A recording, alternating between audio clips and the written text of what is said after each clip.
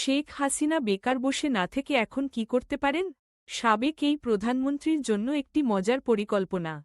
নাম, ক্ষমতার পরে নতুন জীবন। তিনি জীবনকে রঙিন করে তোলার জন্য এই পরিকল্পনাগুলো করতে পারেন। ১. ফুড ব্লগিং শুরু। শেখ হাসিনা রান্না করতে খুব পছন্দ করেন।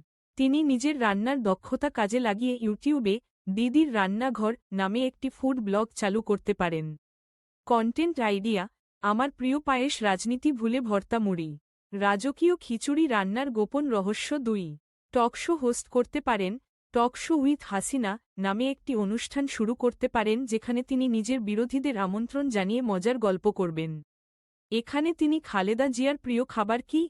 এই ধরনের মজার প্রশ্নের উত্তর দিতে পারেন। ৩. টিকটক তারকা হওয়া। একটা ব্যতিক্রমী টিকটক চ্যানেল খুলে প্রতিদিন রাজনৈতিক সংলাপ দিয়ে মজার ভিডিও আপলোড করতে পারেন। কন্টেন্ট আইডিয়া, যখন মন্ত্রী ছিলাম বনাম এখন হাওয়া ভবনের রিমিক্স ডান্স ৪. নিজের ফ্যাশন ব্র্যান্ড চালু করতে পারেন। শেখ স্টাইল নামে তিনি একটি ফ্যাশন ব্র্যান্ড চালু করতে পারেন যেখানে বিশেষ ডিজাইনের শাড়ি থাকবে।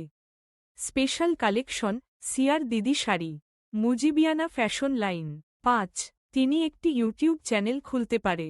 নাম, দিদি ব্লগস। সেখানে তিনি প্রতিদিন গ্রামের জীবন নিয়ে ব্লগ করবেন। ভিডিও আইডিয়া, ধানক্ষেতে দিন কাটালাম। গরু চড়ানোর গল্প। ৬. পপ গান রিলিজ করা।